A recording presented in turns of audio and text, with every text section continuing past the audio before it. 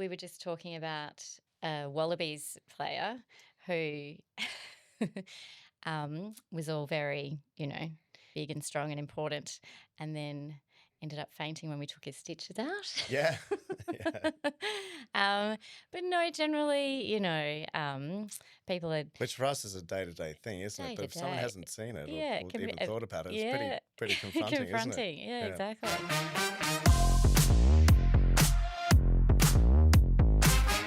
Welcome, Lucy. Hi.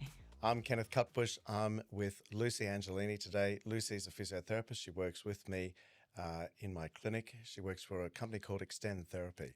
So welcome, Lucy. Thanks for having me. Now, Lucy, you're a shoulder physio. That's really just all you do, isn't it? It is. The occasional elbow, but yes, mainly shoulders. Yeah, right. So take us back to the beginning. What sparked your interest in physiotherapy, before you went to uni? I did a lot of gymnastics growing up, and so I always just had this innate love and appreciation of the human body. I just think it's, the most amazing machine in the world. And so I actually initially did an applied science degree in human movement studies because that was my jam. And then after that, did a master's in physiotherapy studies at University of Queensland. Right. So why physiotherapy after human movements? Well, back then, sort of the sports science field wasn't as organised as it is now. There weren't as many sort of career pathways. And working with athletes, while it was very exciting, I just really found that I got a thrill from just helping the everyday person when they're in pain.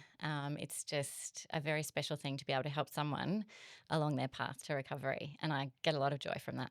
Yeah, I agree, and I see it too. Was there a moment that inspired you to go to physiotherapy? Was there one particular instance that you remember? So it's funny, actually. When I was at university, my mother had bilateral frozen shoulders, and she actually went to Extend for some physio, and I saw her, she's one of the most intelligent, capable people that I know, struggle through this horrible condition. Yeah, it's horrible. It's awful. It's brutal. It's revolting. And I saw the help that she got. And it really helped me decide where I wanted to go. Yeah, right. You thought you could do something similar. Yeah. Can you explain to the listeners what frozen shoulder is? Well, it's a horrible condition. We don't really know. You can't pick who's going to get it. She was a middle-aged woman. So I think it's slightly more likely for that age group and females, but it's where the capsule of the shoulder joint becomes inflamed and thickened and stops you from being able to move. So she couldn't lift her arms away from her body. The doctor that she saw, her official treatment, she was advised to go and hang out the washing for treatment. So that was just pretty awful. Not so helpful, hey? No. And she had one, and then it sort of started to get better, and then the other one went. So it was just, it was a pretty dark time in her life. But physiotherapy was able to help give her some relief. And the treatments that, we see today are even better than those, 20 years ago. So And she's made a full recovery? Oh, yep. The Absolutely. movements all come back? All come back, yeah. Yeah, it's a funny condition, isn't it? It comes on, it's really terrible, and then it goes away. Thank goodness. Yeah, it's the only good thing about frozen shoulder, isn't it, that it gets better. So your mum was the reason you did physiotherapy and then shoulders, and that pushed you down the pathway to shoulders. Yeah. Pretty cool. Yeah. Right. And so you find yourself working with Extend Therapy, who looked after your mum. Yeah, it's pretty nice. Yeah. I was actually lucky enough to do my final prac with Mary Mitchell, one of the directors at Extend. Who we know well. Yeah. Yep. And she was just such a wonderful teacher and mentor. I moved overseas after I'd graduated, and when I came home, she was, always willing to give me a job. So that was great. She's more than willing. How about how do you balance the work-life balance? How do you manage that? How do you juggle it? You're a Yeah. mum. How many Yes. children do you have now? I have two children. Chloe's 16 and Will is 14. And actually, one of the best things that my mum ever said to me, she was a lawyer and both my sisters are lawyers, and she said that physiotherapy would be, or any kind of allied health, would be very easy to fit in around a family. And I think that's very true. I really enjoy being a big part of my children's lives. Um, and physio is definitely something that you can easily do part time. So, Yeah, yeah. right. So you're a wife, a mother, and a physiotherapist. In equal measure. Yeah, right. Yeah. No, it's good. Yeah, that's a very special part of my life. Do you think you need some emotional resilience to be able to do all of that? Oh, absolutely. Yeah. I think part of the joy that we get from our jobs is, the emotional connection that you make with patients and seeing them go from being in a tough spot to getting better.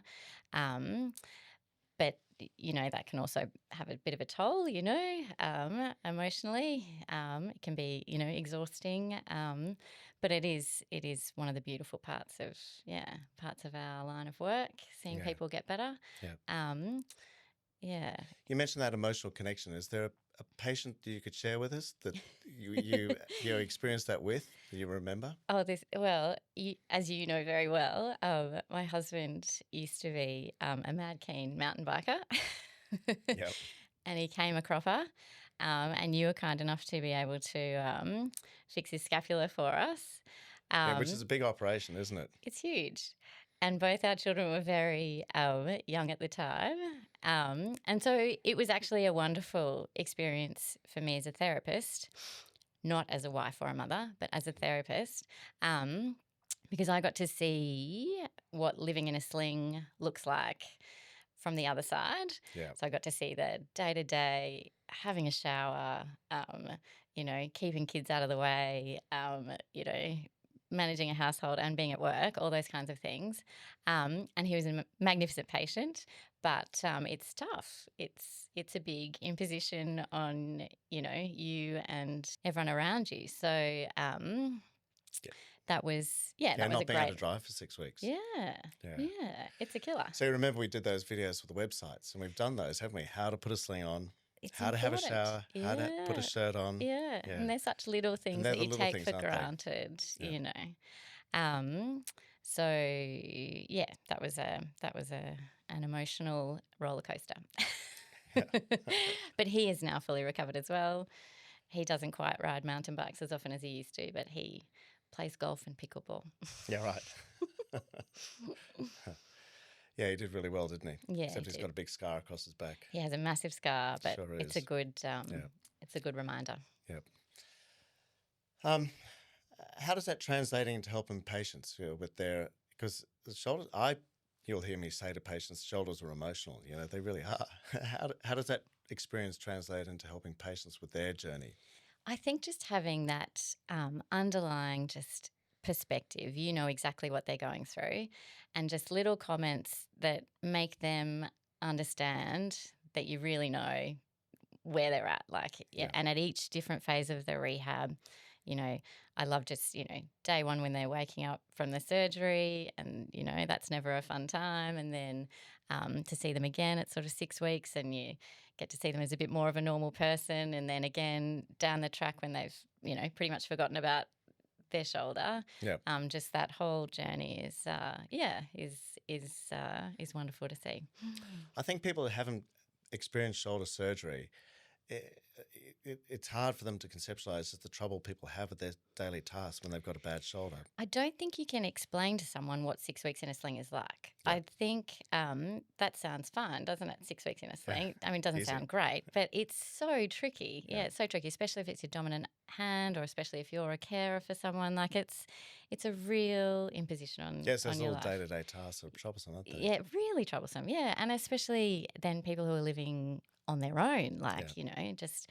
And I remember one lady that you did a cuff repair for, and I had a 3-year-old at the time, And so I knew what having a 3-year-old was like and how physical it was. And she had 3-year-old triplets who were boys. And she was supposed to spend 6 weeks in a sling, only moving around passively. So this was It's almost impossible, isn't it? huge. Yeah, huge. So her mother had to come Because and at live 3, with they still them, want to be be picked up. picked up. Yeah. Yeah, and they're boys. They're very Yeah, physical.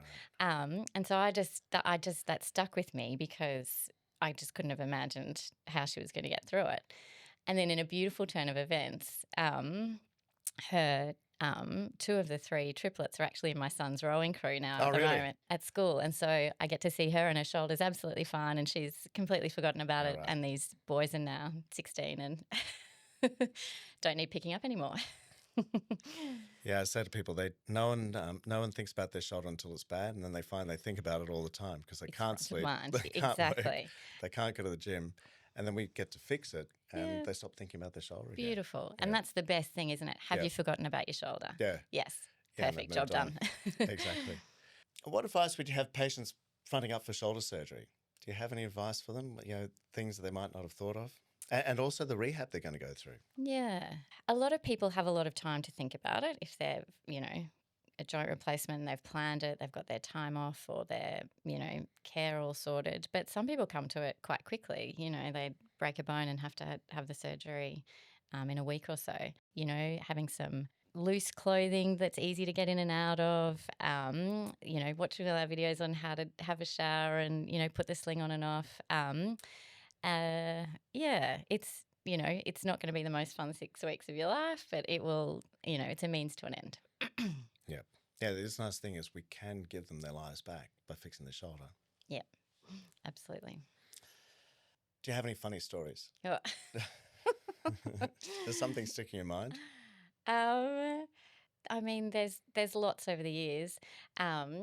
We were just talking about a Wallabies player who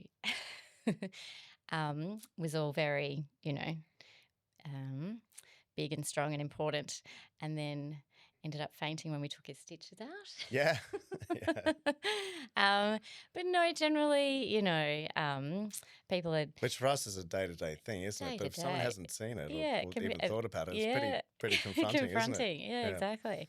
But generally people are, they've put in the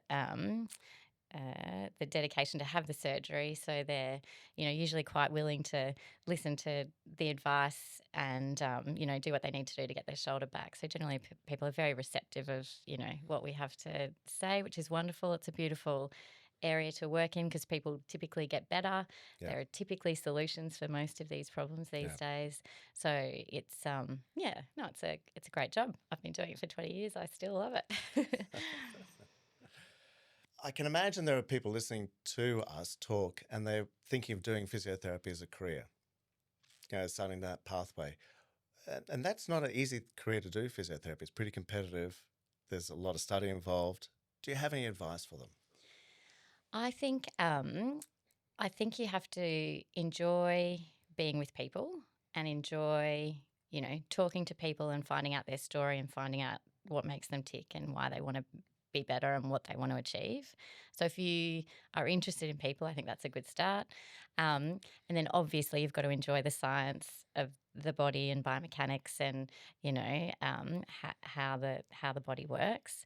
I think that it's very broad. So obviously we work in a very, concise little area, but it's so broad. So if you haven't found exactly what you like, it's probably out there. There's, pediatrics, geriatrics, there's musculoskeletal, there's neurology, there's all kinds of different areas.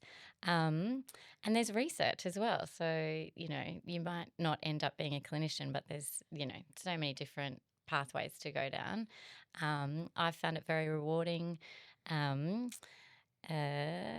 It's easy to fit in around a family. No, it's been wonderful for me.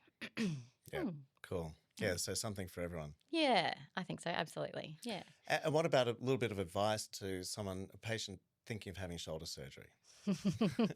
Just to close off with. Come here, we'll look after you. Just take on board our advice.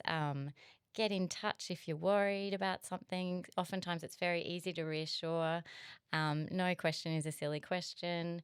We can do as much or as little hand holding as you need. And the more you put into your rehab, the more you'll get out. So have some Yeah. clear goals and we can really help you achieve them. Yeah. Okay. Well, thanks, Lucy. That was wonderful. That's a pleasure. Thanks for coming in. Anytime. Thank you for listening. If you found value in this conversation, I encourage you to share it, leave a rating, or write a review. Your support helps others discover the podcast.